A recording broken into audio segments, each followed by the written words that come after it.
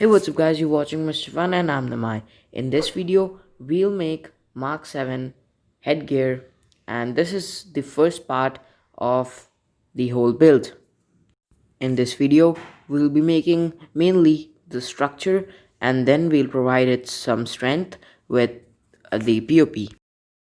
And now, the reason why I chose Mark 7 headgear and the Mark 7 armor in particular is that this was the first armor which was programmed to deploy when in need, and this is also my first fully automatic headgear, and that's why I chose Mark 7. And also the overall design theme goes well with the Mark 7. So guys, we'll discuss more about the features and the things that I want in this helmet in part 2. So in part 1 you can just see how I make all that, and now we'll be soon moving on to the main brains of the whole this system, and for that we'll be unboxing servos. We'll be also unboxing the speaker set or the headgear.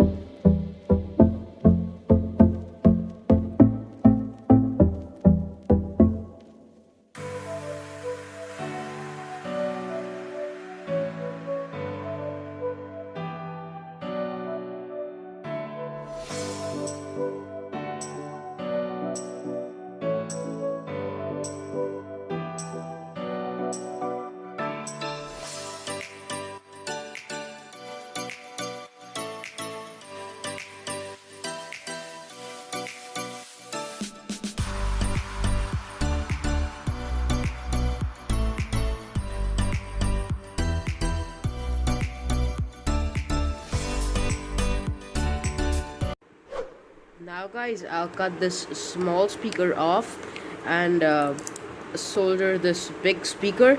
I'll put this speaker in this cavity and then put this really nice foam, and then I'll glue all these things inside the helmet, and I believe that should look really sophisticated. Turns on, and I will extend this to the bottom of the helmet so that even when I'm wearing the helmet I can easily navigate.